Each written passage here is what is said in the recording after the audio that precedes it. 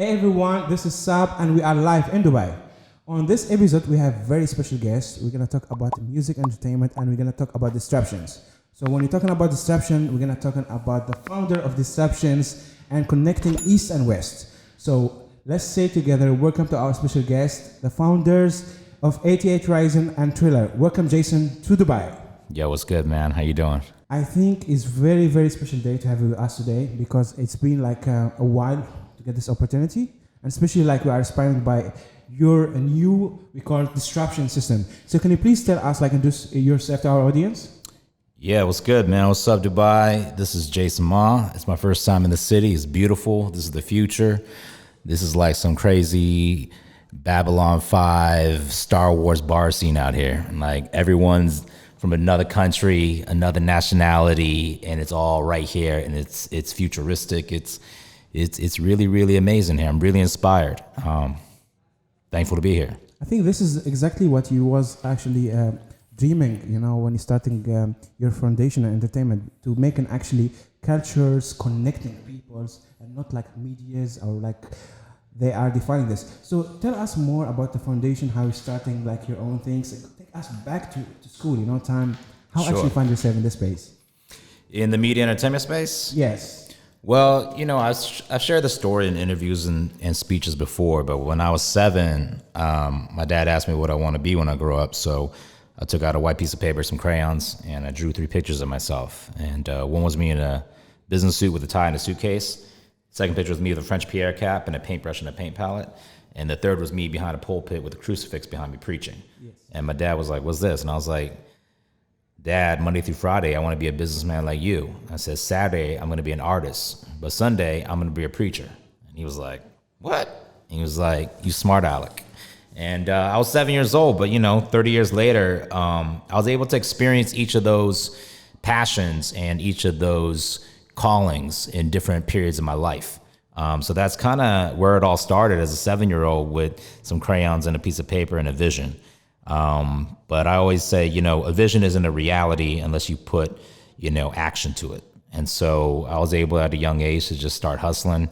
You know, I didn't grow up with much. I grew up in the Bay Area, and you know, I actually had a run-in. I was on my way to jail, got kicked out of 3 high schools, and on my way to my 4th, I found Jesus. And it was around then that, you know, I should have went to jail for grand theft, but by the grace of God, the judge just dropped all the charges on me, even though I pleaded guilty, which is never possible. But he saw, I guess, my life and my heart change.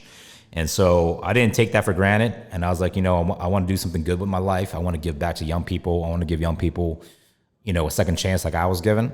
And so I started a hip hop Bible study. That's how I tried to get kids to church. Yes. Was hip hop, because I was b-boying, DJing, MCing. I mean, I'm older, so I grew up on Yo MTV Raps. You know what I'm saying? I grew up on BT, all that. But if you guys don't even know, Sway and King Tech, you know, KMEL 106, like literally radio battles, hieroglyphics, hobo. You guys don't even know some of the underground hip hop West Coast that I grew up on.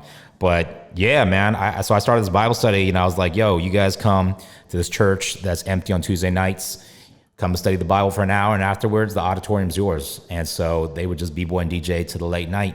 And then MC Hammer, he started preaching at this big church down the road. So I come listen to him every Sunday night speak. It was MC Hammer, right? Talking to 3,000 men. And I was like, this is the craziest thing ever. And once a year we do a hip hop outreach, but I was working at a tech startup right out of high school. Yeah. And when I met Hammer, I was like, yo, I really would love for you to come speak at this event. It's a hip hop outreach for the inner city youth. And he was like, yo, I'm down to do it. And I guess he kind of just looked at me and just kind of saw something in my eyes. And he was just like, so what do you do? And I was like, I work at this tech startup across from Apple in Cupertino. And he was like, I invest in startups. He goes, you're Asian. You must know how to use computers. Come work for me. I was like, what? MC Hammer? So I quit my job next day and I became his personal assistant. That's how I got started in the whole hip hop music game. And I think your story is even more inspiring, because we're always talking about like persistent and never give up. Because maybe people, if they see only the outline, they think it's just easy. It's just like he was driving and then MC Hammer met you. But actually he was kind of trying to reach out many times, like 6 months. And that's right. To actually, you build your own opportunity. So it's not easy. Yeah, I mean, I tried to hustle. I tried to get in touch with him for 6 months, and I was getting nowhere. He had security. He had, all these staffs around him. But I just kept pushing and pushing. And I literally was like, if I don't get a hold of him by the next week, I'm just going to have to go without him. But I kind of just left it in God's hands. And I remember this one pastor at the church, I just kept nagging the dude like every Sunday night, like, Pastor Daryl, get this message to Hammer. And I think he kind of felt bad for me, and then finally came through and got me that meeting. And that meeting changed my life. Hammer became my mentor. He became my dad, you know, in many ways, in the game, game of life. That's really amazing game of life, you know, because life is all about manifestation, you know, which is like be clear of what you want and then think and follow it together. Well, what's crazy about Hammer is he's all those three things I drew in my picture when I was 7, right? He's a businessman. I mean, without Hammer, there wouldn't be hip hop as a business. You know what I'm saying? Hammer made hip hop a business. He made it pop culture. He was the first one with his own fashion line, with his own lunch pail, with his own cartoon, you know what I'm saying? Like with his own, you know, entire touring squad, and everything that he did was entrepreneurial, right? So he was a businessman, but he was also an artist, but then he was also a preacher, right? And so he was actually a minister before he was MC Hammer. He started the first Christian hip-hop rap group called the Holy Ghost Boys in East Oakland. And then from there, he was actually going to study to be a minister, but his wife was like, you know, at the time was like, don't waste this gift that God's given you to dance. You need to be Hammer. You got to do Hammer time. And then that's what happened. And that's how it all worked out. This is an amazing story, Jason, because I believe you was actually in the same position with MC Hammer when you've been choosing to go to Hollywood. So you ask him the questions about if I go around to Hollywood or should I go like continue my study? And I want to share the story with our audience. Well, it was crazy because, you know, Hammer and I, you know, we were early in venture capital, meaning, you know, he had a partner named Ron Conway. They were best friends. Ron was the godfather of Silicon Valley, SV Angels. And so we were very early stage. I remember taking him to YouTube's office when it was 5 people in San Mateo above a pizza parlor, you know, Twitter when it was like 3-4 people. And so we saw the whole revolution, and I got to see the disruption of digital media, social media as we know today. And he was like, Jason, Hollywood's going down, music industry's going down. This is 1997. He was like Bluetooth wireless. He's like, fiber optics, rich content, digital distribution, Hollywood's coming to Silicon Valley. And I just thought, I don't know what he was talking about, but 20 years later, what controls Hollywood? Well, it's Netflix, it's Amazon, it's Google, it's Facebook. And he was 100% right with his prophecy. But, you know, we ended up investing in Justin Lin's first film. And if you don't know who Justin Lin is, he's a director for the Fast and Furious franchise from 3, 4, 5, and 6, and now 9 and 10. But at the time when Hammer met him at CES, I think it was 99 or 2000, you know, they were checking out high-tech cameras, and Justin was like, yo, Hammer, it's an honor to meet you. And he was like, I'm just sick and tired of Asians being represented incorrectly, our culture in mainstream Hollywood media. You know, geishas and Goonies and geeks and gangsters. And he was like, I want to make my own film. It's independent. It's going to be about a real story based out of Orange County on this Asian American high school murder. And can I get your contact? Same thing. He hustled Hammer, and literally like 3 months later, he calls Hammer and he's like, I maxed out 10 credit cards. My parents can't lend me any more money. They're going to take away all my equipment in the morning. My movie's going to go to nothing. Like, I don't know who else to call. Hammer, can you help me? And I remember Hammer just literally in that hour, walked to the bank, wired him the cash, didn't even look back, nothing signed. And a year later, I'm literally in the office like this on a laptop. And it's like Roger Ebert gives 2 thumbs up at Sundance Film Festival to young Asian American director Justin Lin. I was like, yo, Hammer, is this the dude that we gave money to? And he was like, I thought he ran away. And I was like, no, he calls up Justin. Justin's like freaking out. And that was the first movie for Sung Kang, who's the Korean actor lead in Fast and Furious that dies and comes back every franchise. That was the first movie for John Cho, Harold and Kumar, Star Trek. And, you know, at that time when I saw that film, it was the first time I seen my culture, East Asian culture, represented in a Hollywood film the right way, right? Outside of Bruce Lee and like Joy Club at the time, 20 years before Crazy Rich Asians. And I was like, yo, this is so fire. This is so dope. I was like, I want to represent my culture, Asian culture, and mainstream media the right way so I can correct false perceptions and stereotypes and judgments, you know, upon who we are as a people. And I knew at that time it was going to be through media. So I told Hammer, I want to go to Hollywood. I want to go and study film and television, go to UCLA or USC.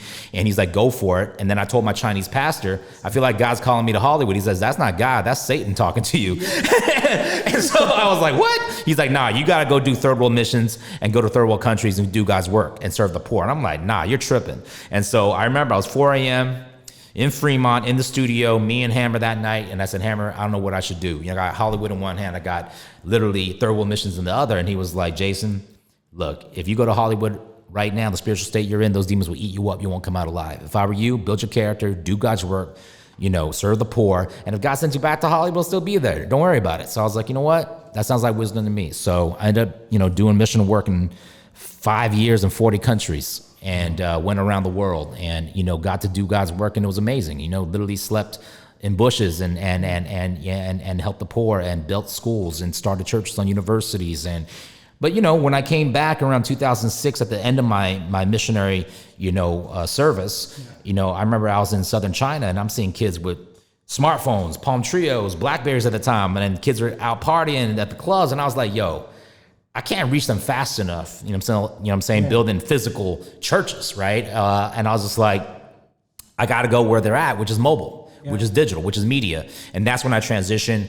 And then I started my next company, or my first company in media entertainment in the East-West space. And that's what led me to where I am now as an entrepreneur. This is very inspiring, Jason, you know, and also like you highlight very strong point about MC Hammer, which is mix as well of the three pain that you remember when you was kid, you know. At the same time, we have few people who are seeing the potential in a person. Because when he met, like Justin Lee was just like fresh graduate, you know, right, and doing independent movies, Better Luck Tomorrow. So he see the visions, what he can be, the potential of this director. And the same time, also you're talking about like, he just even give him investment even without paper, you know. So what is that live lesson that you learned from that opportunity? I've learned to always be open, and I've learned to never not listen to someone that has a story and a dream to tell. Wow. So, you know, Hammer gave me a chance. He gave Justin a chance. And then you see now Justin paying it forward, right? He gave Sung Kang a chance. He gave John Cho a chance. And then Jason Tobin now in Cinemax's Warrior and so many more others, and just inspired. And so for me, it was always just like, you know what? If someone blessed me, hopefully I can bless somebody else. And that's what I've done with my companies, just try to create platforms that give young people a voice who might not have had one before. And that's what 88rising and Triller and all these other companies that I've been involved in, you know, we've been able, thankfully, to do. 100%. And also we have very amazing story as well. Jason, you are an artist as well, hip-hop artist. And you was also making music before and even till now with a mixtape. And that time also you have Fusion discovering Far East movement as well, you know, and Plan C management. So take us like also how you shift as well in that vertical with Far East movement, you know, and the story of Bruno Mars as well. So give like yeah, I mean, me as an artist, I mean, look, you know, like I said, I'm older now. I do it.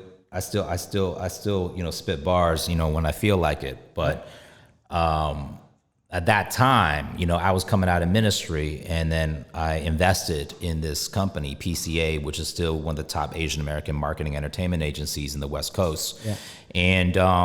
And at the time, this little company was managing a rap group that nobody knew about called Far East Movement. Yeah. Right. And there were 4 Asian Americans from K-Town, you know, just like tearing it up. But at the time, still not famous or popular. And then there was another rapper that you might have heard of, Jin, who was the battle rapper, the Asian Eminem that DMX, beat out 106 and Park 7 Fridays in a row, got signed to DMX. But when I had met him at the time, he was no longer with DMX, and he was, you know, kind of at the second phase of his career, not sure where he was going to go. Yeah. So I just felt like there was something about this company, and so I invested. And the vision was originally to bridge East and West, go on YouTube directly, and build content with Asian artists. Yeah. And so funny enough, you know, Kev Nish, the leader of Far East, was like, yo, Jay, I'm listening to your hip hop, and I was doing Christian rap. And he was like, you know, your rap's aight. He's like, it's not like, you're not Jay-Z, you're not Eminem, and you're Asian. Yeah. We're trying to figure out like, what's our angle? And he was like, but you know, when you like preach, it's like really powerful. He's like, you ever thought about just like preaching or praying over the music? I was like, what do you mean, like talking? And he was like, you got any of your sermons on YouTube? And I was like, yeah, I got a ton of sermons on YouTube. He's like, play one of your sermons on YouTube over that beat your friend just gave you, and just see what happens. And so I played my sermon over the beat, and it just lands in this crazy cadence. And then Kev is like, yo, look at my hair standing up. And he was like, holy, he was like, you're like Eminem and Joel Osteen, like smashed into one. Yeah. And he was like, yo, can you just spit like off the top of your head? I was like preach? And he was like, I was like, of course. He's like, so we go into the studio the next night. I lace 3 verses, 1 take, freestyle, spoken word preaching. And he was like, this is crazy. And he was like, we need to get someone to sing on the hook that's going to make it more radio friendly, more pop, right? And he's like, yo, I was like, who you got? He's like, I got this one dude. He sounds like Michael Jackson, man. And he was like, you know, he needs the money right now. And I was like, what's his name? He's like, his name's Bruno Mars. I was like, who's Bruno Mars? He was like, check out his MySpace. This is back in the day when we had MySpace. And I was like, damn, he sounds like Michael Jackson. I was like, how much? So he literally calls up Bruno on the spot. And he's like, yo, I got a package deal. I was like, how much? He was like, he'll write and record you 4 songs for $1,500 US. So I was like, done. So I literally took out my checkbook to Bruno Mars. I still have it, check stub. Yeah. He came in the studio, laced me the tracks, wrote them, recorded them. And that one track we did, Love, we launched it months later, and it literally just went to 1 million views overnight.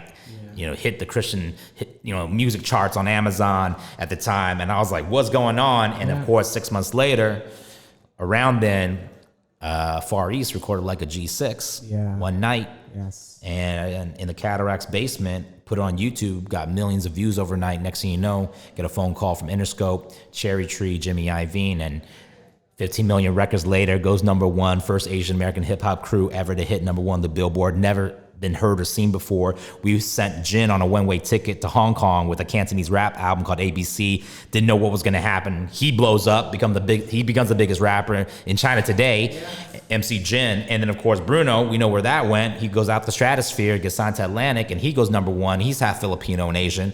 And so it was crazy. It was like this year where all of a sudden 2-3 different Asian American artists hit #1 on the global Billboard number one charts. And it had never been done before. And so it was kind of like an Asian American renaissance. And it was kind of like what happened with Better Luck Tomorrow in film, but in music. And so at that moment, we were proud of what we built. And we truly were bridging East and West, but bringing our culture into mainstream culture, but in an authentic, original way. We weren't copying anybody. We were doing it the way we were doing it, and everyone was making original music. And I think that's the key for being an artist. You got to come original. You can't sound like everybody else, 100%, right? Yeah. You got to do you, and you got to come correct. And I think that's the key when it comes to expressing culture, is how do you express your culture through your unique personality and do it at the highest level, and then the world will respond. I think in this point you highlight very important point, because you are talking about like a big issue right now. We have it in the regions and in other places like out of US and Europe, which is like, we call it like the artist definition. Because remember, like if the artist from, for example, from the region here sings in English and sings hip hop, the first comment will be like, you like want to sound like US artists and everything, but the hip hop is international. So That's right. How we can correct this mindset from you sound like to be like it's normal to do like to sound like this, because this is culture. Well, I mean, like, just being real with you, on the car ride here, I was like, you're playing me some artists, and they were dope, but they sound like what I'm hearing with Travis Scott, or what I'm hearing, what I'm saying, with Lil Pump, or whatever it is, right, or Trippie Redd. Yeah. But I immediately asked you, because all the songs you were playing for me, they were rapping and singing in English, and I was like, is there anyone that raps or sings or makes music, hip hop in Arabic culture, Arabic language? And you're like, oh, of course. Yeah. And then you immediately showed me those songs that had 600 million views, and I'm listening to it. I'm like, yo, this is fire. You know what I'm saying? This is fire, because culture is always about bringing your culture into music, right? And how do you use music or hip hop to express your culture's sound, your culture's taste, your culture's perspective, your culture's values, your culture's message, your culture's food, your culture's fashion, you know what I'm saying? And so that is where I think is the opportunity, is that you got 300 million population in the Middle East or Northern Africa region, and there's more YouTube, Instagram penetration here than anywhere else in the world, right? And you still don't have music scene. You're Justin Bieber, you're Drake, you know what I'm saying? Shout out to DJ Khaled, shout out to Ghazi and Empire, yes, you know what I'm saying? Yeah. And the ones that have literally gone to, the global level. But I think there's so many people here and such a huge population. It's the same way when we started 88rising. We're like, look, East Asia is 2 billion people. Like, how can we not have our own digital media platform that promotes our own artists and create a culture and an industry out of that? And I think that is the opportunity here. I would be making music in both Arabic and English, mix it up, you know, like we did with Hire Brothers, you know what I'm saying? Like we did with Lexi. Like, I think that is where it's at. That's fire to me. It's like when you bring your own culture into music, into hip hop and express it, that's authentic, that's real, and that's dope. I think, yeah, you're right, because actually there is many artists that benefit from the Arabic cultures and the region of the Middle East here. Like, for example, like Jay-Z, you know, Big Pumping, and also like Drake recent track as well. He was singing in Arabic. So there is many, because we inspire from each other, because this is humanity. So music is just only one label. But I think the most important part right now, we're gonna go for the next question, which is like what 88 doing and what we are doing here from VVIP, which is like, we have music, we have cultures, and we need to solve one big problem, which is called like local to global. Because if we cannot fix this problem local to global, then we have product, we have artists, but we cannot sell it. And Sure. I think this is where it comes to the next questions. I want to tell us about like, what is the story foundation of 88rising and where it starts from? Well, I mean, 88 was exactly that challenge, right? Was that there were a lot of Asian artists in Asia, but they did not have a global platform or global voice or global recognition. Yeah. And for us, the reality was major labels like Sony, Warner, Universal, they were only going to sign Asian artists for the local region. Yes. They would never sign Asian artists for the US Yes. or the major industry of Hollywood. And so for us, I was like, you know what? We're just gonna have to do it ourselves. So I raised my own capital, right? And Sean at the time was at Vice. I said, yo, come and join and let's start this together, right? And whatever you did at Vice, do it here. I'll bring the capital, I'll bring the strategy, I'll bring the relationships. And it worked out that way. And at that time, I still remember, I raised $2.5 million from Third Wave Ventures, Alan Debevoise at the time, and he had put checks into MITU, which was a Latin American digital media channel, All Def Digital, which was an African American digital media channel. And then he had invested into Maker Studios and Machinima. And I was like, what about Asia? He's like, what about Asia? He was like, if you put together a team and a plan, I'll write the first check. And so I was like, done. And that's when my buddy Justin Chan, the director, introduced me to Sean. Yeah. And I was like, yo, I already got a term sheet in hand. You got to leave your job and let's go do this. And so we came together, and then I raised capital from Steve Chen, founder of YouTube from Silicon Valley, and then Luminary out of Hong Kong, and then Spark Labs Global out of South Korea, and then GDP Ventures, which is our now largest shareholder, out of Indonesia. And I did that strategically. I was like, I want investors from every part of East Asia. So Greater China, South Korea, Southeast Asia, SF, LA, Silicon Valley, Silicon Beach. And that was a seed round. And so that I knew once we launched the channel and launched the platform and launched the artists, we would get support, right, from our backers in those regions. It was strategic. And then when we did our Series A, it was WPP. And then we had Sumitomo from Japan, and now ByteDance and Billy and, you know, Jimmy Iovine. So for me, my point is that it was all strategic, meaning that if no one's gonna help you, you gotta help yourself. If no one's gonna do it for you, you gotta do it yourself. And at this time, in 2015, you had YouTube, you had Instagram, you had Facebook, you had social media. In China, we had Weibo, WeChat. And so for me, it was like there was nothing stopping us from being able to distribute. Yeah. The key was, one, getting resources and capital, having the right management, okay, and the team. But then you gotta find dope artists. Yes. Artists that are global standard. Yeah. Like, so we were like, okay, we found Keith Ape at the time and Ichima, fully in Japanese and Korean. And it was antithetical, right, to K-pop. It was exact opposite. But white kids, black kids, brown kids, yellow kids in the States were like, yo, what is this? This is the craziest, hardest trap hip hop we've ever heard, right? And so we took that, exported it into the West because it was better than the trap music that was being played in the States at the time, right? And then we saw Rich Brian, which was Rich Chick at the time, and I literally thought he was like an Asian Slim Jesus, didn't know if he was for real. Dumbfounded recommended the video, and I still remember I was in New York with Sean, and we're listening to it, and he was like, yo, this isn't a joke, listen to him spit. And so we reached out to him, we're like, yo, we're gonna take you and what you've done, because you actually got skills, and let's bring this global. And so we created the Ghostface Killer remix, and you know, it was just a lot of ingenuity that was intentional, but the key was, like I said, we had our own capital, We had a knowledgeable and experienced management team. Yeah. We had talent that was at a global level of excellence. And then we created content that was truly premium. It looked better than content on Vice. It looked better than content that major labels were putting out there, right? So when we put out the music, it wasn't just about being Asian. It was just great music. It was just great content, right? It was just great artistry. And it happened by default to be Asian, right? And I think that was where people were like, yo, 88rising, you know, that's where it's at, because they're making the best music out there. I think this is very right when you said about this, because I think traditional media are being filtering the potential of the artists and only filter putting for us only arts are funded, and it's like they don't go based on the taste of the audience, you know. And I think like the role of 88rising, which is like they are bringing new breed of music and artists that are actually originals and maybe bigger potential than other artists. Even like when you see today Richie Bryan transformation, it's like kind of dream come true, you know. And we're seeing the reaction video for the other rapper that actually approving his music. So do you feel, from the example, for example, of Rich Brian, we can we could replicate the same experience with the artists from Middle East here, or artists from North Africa, or other artists from the region here, and having artists going local to global? Absolutely. You know, it's already happening. Look at reggaeton.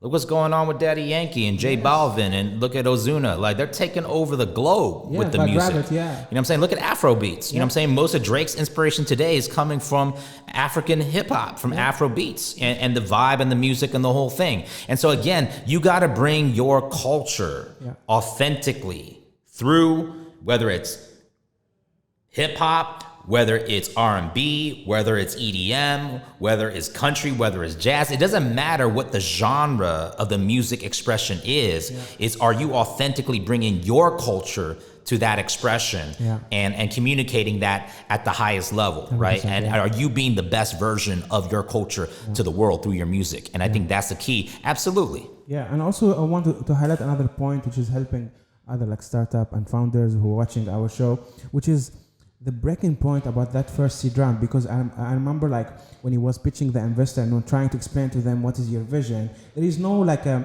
role model in your vertical. He was just an innovator, you know.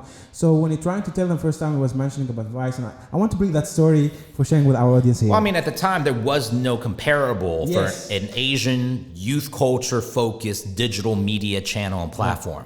The closest thing was Vice, right? And Vice had its own label, but that wasn't what drove Vice, right? But we really want to be more like a next generation digital Asian MTV, right? But instead of cable and TV, because kids aren't watching TV, it's got to be mobile, it's got to be YouTube, it's got to be digital. And so at the time, though, there was no comparison, and it was like Asian digital music channel, what? So I literally went to the investors and I was like, you ever heard of Vice? And they're like, yeah, we've heard of Vice. I said, have you recognized and realized what their latest valuation is? And they're like, looking it up, like, oh, 5.5 billion. I was like, yeah, we're the Asian Vice, we're called Rice. But it was spelled at the time RYCE. And the only reason why I said Rice was because I needed to have them connect as investors. Oh, Vice, 5 billion. Rice, even more, because Asia's just a bigger market, right? We were never going to call the company Rice. But for pitch meetings, I had to use that in order to get that venture capital in. And eventually we turned it into 88rising. This is so powerful, you know, because I see like from your perspective, seed round for you is not only just about money. You are actually more focused about smart money and actually strategic. So from the start, you have very strategic tactics. So it's not just only about money. Correct. Does it make a big difference in terms of Absolutely. business, I mean, right? your investor, you can either have bad investors or you can have smart investors, you know? And so for me, it's always bringing in strategic capital, smart capital. It's not about dumb money. I don't want someone sitting on my board that doesn't care about the mission and the purpose of what we're trying to build, right? And so I think whenever you're raising money, anyone has money. There's money everywhere, right? There's money falling off of trees. We're in Dubai, you know what I'm saying? There's money, you know, literally falling out of the sky, you know what I'm saying? But the key is, can you get money that really understands your vision, understands your purpose, understands your product, and is willing to back you as a founder, right? All the way to the tilt, right? And that was graciously and thankfully the type of investors that I was able to bring in, and later on our team was able to bring in. Amen to that, because I think he's very right. So Dubai doesn't really have issues with funding. There's a lot of VC here, and even like last week was like the Royal Family's Office Investment Summit. So we have a lot of investment opportunity. So if you want to really push your company or starting whatever you want to do, you need to find your relevant investor who understand your market, and that way can be scaled, because getting the wrong investor on your board is going to be a problem, and that's going to be effective in the long term. So let's talk right now about East-West artists and East-West ventures. So how you go from working with MC Hammer to become your own VC and starting your own VC firm?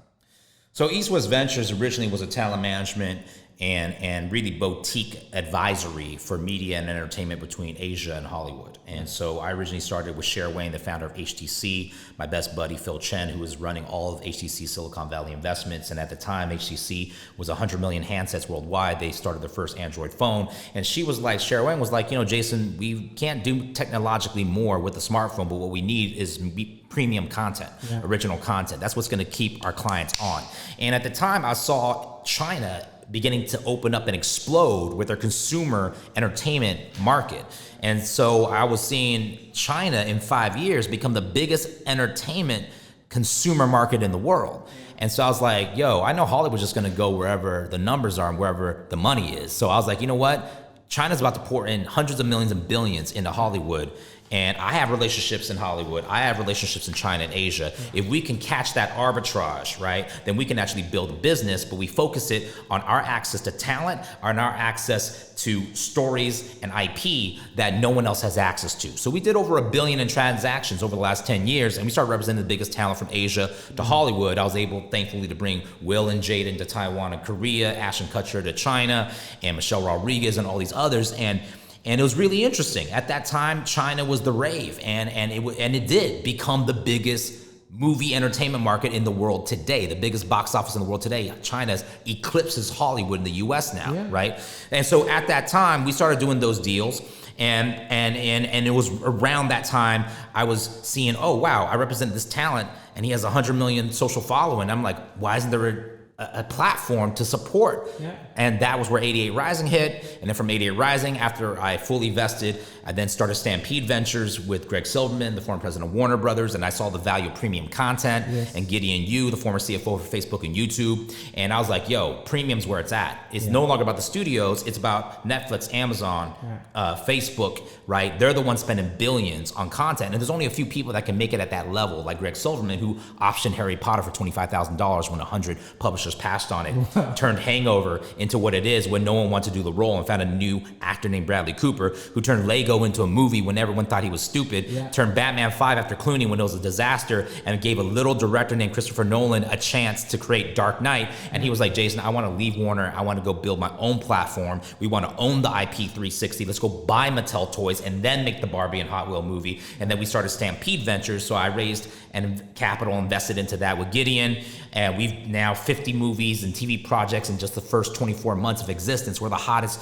Hollywood studio in the world right now. Wow. And shout out, we want to bring Stampede and Hollywood here to the UAE, to the Gulf region, because we believe this is going to be the next Hollywood. Dubai, this is where it's at. It's where all the countries and all the nationalities in the world are. It's where capital is. There's talent here. There's distribution. Why not? And so, from there, I just got lucky, and I ended up investing in Musical.ly, which then became TikTok, right? And at the time, Musical.ly was just about to blow up. But they didn't have any major music artists on it. And so I was working with a talent management company at the time called Entitled Entertainment that managed Ariana Grande. And because we were a new fund at the time, and no one knew us on Silicon Valley, Sand Hill Road, I told the founders at Musical.ly, because they were like, we don't know if we want to take your money. I was like, look, I'm going to deliver you Ariana Grande, the biggest music artist in the world, to use your platform. You better give us an allocation. And so that's how I got the deal done. And shout out to, my partners, Chiwa and Eric at Goodwater Capital, where we were able to get that deal done. And then I saw after Ariana, Selena, Justin, everyone started getting it, and then it scaled, and then it got bought by ByteDance and became TikTok. Wow. Same thing happened when I saw Triller, was another opportunity where I was an advisor, and it felt and looked like, TikTok and Musical.ly, and so I understood the power of social videos, the next iteration of social media. And then at that time, I started as an advisor, but then, 2019, you started seeing early on, Chance the Rapper, Cardi B, Chris Brown, Eminem, everyone posting Triller videos, and it became something that was cool. Yeah. It was something that became part of culture, specifically in the hip hop community. And at that time, I was like, wow, I've seen this story before, but it's with a different niche, right? Yeah. And I'm all about niches. I'm all about the blue ocean strategy, where it's like you focus on one thing first, and you focus on one niche that can open up the door to everything else, right? And so with Triller, I got lucky again, and my partners Ryan and Bobby, and a family office out of Taiwan called WTT were able to merge and acquire the company late last year. And then, sky's the limit. Since then, it's been amazing. This is really amazing. I feel so much inspired right now, because it's very inspiring to hear your story about breaking major deals and seeing the potential at the early stage. Because you define right now, which is many people think like when you have the money and then you make it, you actually broken the role of, it's not only about money, it's about connection, it's about strategies. So this is something really disrupting right now in the technology space. And at the same time, I also know that you are a big fan of comic as well, and you're breaking the deal for Dark Horse business, and you've been lucky and blessed to meet with the legendary Stan Lee. So tell us about that deal and what is mean for you, Stan Lee. Well, I think, look, Stan Lee, who doesn't look up to Stan Lee, right? He's a mentor for everybody. I was thankfully able to meet Stan, multiple times and have conversations with him. And he had a big passion to make a Chinese superhero. And so I was like, yo, we got to make the first Chinese superhero, the first Asian superhero. And I think, now that he's passed, that legacy now lives on, right? To everyone can be a superhero. Everyone, can have their own version of influence or someone they look up to. And so for me, it's all about IP. It's all about story. The whole world is about telling stories. How do you preserve culture? It's through stories at the dinner table, at the fireside chat, over cigars, over drinks. What's your story? Tell me your story. And so for me, that's what it's all about at the end of the day. Stories is about inspiration. It's about overcoming. It's about, taking on challenges and becoming champions. It's about reconciliation. It's about a sacrifice. It's about courage in the face of fear, and I think that's what makes us love Hollywood, is because Hollywood is the most powerful platform to tell human stories that inspires the mundane, day-to-day, everyone working 9 to 5 to believe that there's something more to life, that there's purpose. And so for me, my next platform is going to be a storyteller platform. It's called Eastern Standard Time, EST, and that platform is going to be about IP. Whether you are a comic book writer, or whether you're a journalist, or whether you're a aspiring director, what's your story? All right, I'm going to give you an app where, similar to TikTok and Triller, but instead of just doing dance videos and lip sync, tell me your story. Tell me your story. What's your movie trailer? What's your movie trailer in 3 minutes? And I'm going to give you the editing tools. I'm going to give you everything you need to tell that story wherever you are, whether you're in Dubai, or whether you're in Bahrain, or whether you're in Vietnam, or whether you're in Norway, or whether you're in New York or the Bronx. It doesn't matter. You have a microphone now, and that microphone is called your mobile, iOS, or Android. And if you just go like this, you can tell your story, and you can go and inspire somebody that's going to go and maybe take your story and make it the next big Hollywood blockbuster. I want to talk about your huge philosophy of business, and especially connecting the East and the West. I think connecting the East to West is a huge mission on your shoulder, because nobody want to tap on that things. Everybody, when you see problem, they're just hey, I want to go from this side. I don't want to go for problem. You want to the major pain, which is connecting East and West. And I want to also to ask you about your mission. At the same time, as I mentioned to you earlier, is between the East and the West, there is the Middle East. So how we can involve the Middle East in that visions, and how we can creating disruption, double the effect of connecting the East to the West. Well, I look at the East as all of Asia Pacific into the Middle East, right? When I say Asia, 2.2 billion young people, it includes East Asia, all the way to South Asia, all the way to the Middle East Asia, right? And so we're all Asian.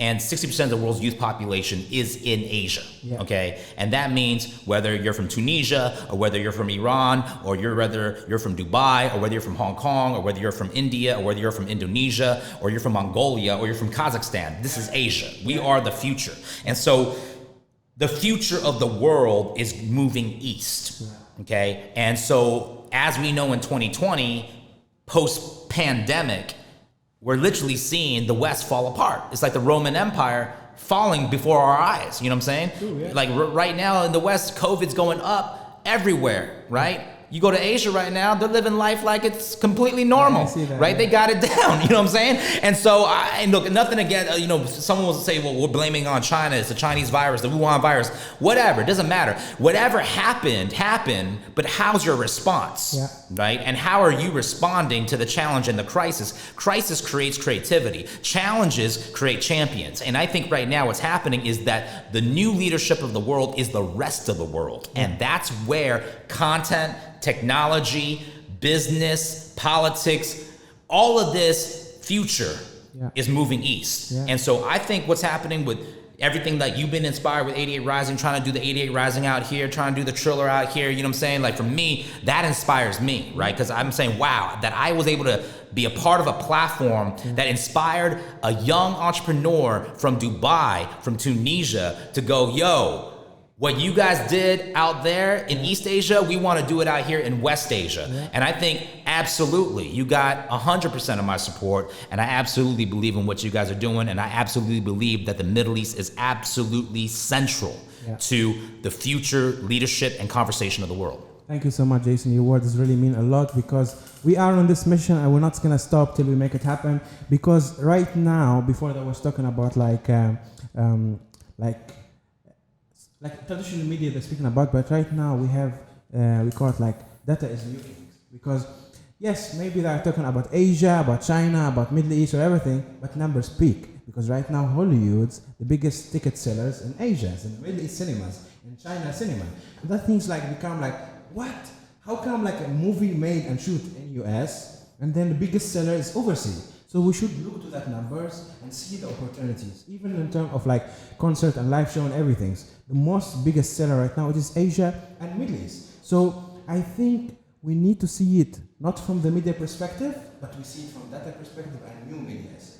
We don't have our own media here in the Middle East. We have only like corporate media, but I think building honest and transparent media platform that show the real situation, that will help a lot. And this is why I want to ask the last question to end up this amazing interviews about like what we can learn from your philosophy about telling your story through content and story, and at the same time building the next media giant here that can actually representing the culture on bigger scale, because we need this. We have 300 million populations. It's not fair to be represented by Western media in a very negative way. Well, my next media platform is called Eastern Standard Time, which is spelled acronym-wise EST, which is also pronounced East. And the whole vision and mission of this platform is to take everything I learned from 88 Rising, from Triller, and musically from Stampede and Dark Horse and Stan Lee, and giving a platform to Asian young people everywhere to tell their story directly from their own voice.